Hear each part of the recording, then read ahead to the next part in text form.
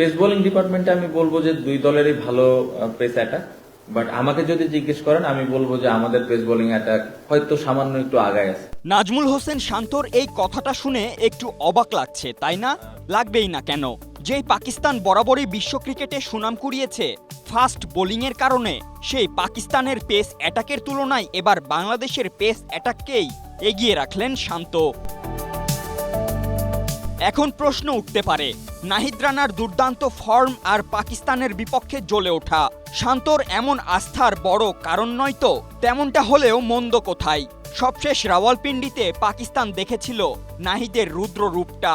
কদিন আগেও ঘরের মাটিতে সাদা বলে নিউজিল্যান্ডের বিপক্ষে জ্বলে ওঠা SMC plus electrolyte drink minerals ফিরিয়ে দিয়ে শরীরকে করে রিহাইড্রেট ও রিফ্রেশ, আর তুমি হয়ে ওঠো অদম্য। এসএমসি প্লাস, অদম্য তুমি, থামবে না কখনো। আর সবশেষ পিএসএলে তার আগুন ঝরানো বোলিংয়ে পাকিস্তান তো কিছুটা সতর্ক থাকছেই, তাই তো সুযোগটাও হাতছাড়া করতে চাইছেন না টাইগার দলপতিও। দুই দলেরই ভালো পেস অ্যাটাক, বাট আমাকে যদি জিজ্ঞেস করেন আমি বলবো যে আমাদের পেস বোলিং অ্যাটাক হয়তো সামান্য একটু আগায় আছে। লাস্ট কয়েক বছর যদি আমি দেখি ওরা যেভাবে বোলিং করছে, বাট পাকিস্তান অলওয়েজ, আমরা যখন পাকিস্তান টিম নিয়ে কথা বলি সবসময় ওদের পেস বোলিং নিয়ে কথা বলি, এটা নিয়ে কোনো ডাউট নেই। তারা খুবই ভালো দল এবং খুব ভালো পেস বোলিং সাইড। শুধু নাহিদ কেন, বাংলাদেশের পেস ইউনিটের বাকি নামগুলোর কারো সামর্থ্য নিয়েই প্রশ্ন তোলার খুব একটা সুযোগ আছে কি? শরীফুল নিয়মিত তার আগ্রাসন দেখাচ্ছেন, গত 2 বছরে সুযোগ কম পেলেও ইবাদত ইকোনমি সামলেছেন। হ্যাঁ, আঘাতের সঙ্গে নিয়মিত লড়তে থাকা তাসকিনকে নিয়ে একটা সংশয় রয়েছে, কিন্তু 2 বছর লাল বলের ফরম্যাট থেকে বাইরে থাকা সেই তাসকিনই এবার খেলতে চান নিয়মিত টেস্ট।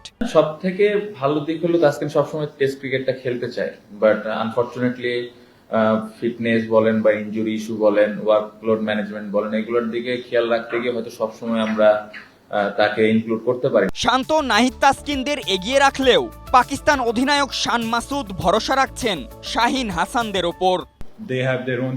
প্রতিটি দলেরই নিজস্ব শক্তি আছে। আমরা আমাদের নিজেদের দক্ষতার দিকেই মনোযোগ দিতে চাই এবং নিজেদের দৃষ্টিভঙ্গি থেকে বিষয়গুলো বিচার করতে চাই। মিরপুরের স্পিন দুর্গ এবার সবুজ, তাই তো শান্তও চায় বাংলাদেশ খেলুক অ্যাটাকিং মুডেই। সাদা জার্সিতে প্রথমবার সুযোগ পাওয়া তানজিদ তামিমের থেকেও টি-20 কিংবা ওডিআই এর মতোই আগ্রাসী ক্রিকেটটাই চান অধিনায়ক। এখন দেখার পালা, মিরপুরে পিন্ডির বদলা নেয় পাকিস্তান, নাকি হোমে কখনো হারাতে না পারা বাবরদের আন্ডারডগের তকমাটা ছুড়ে দেয় বাংলাদেশ। Faten Ishraq, Asia post.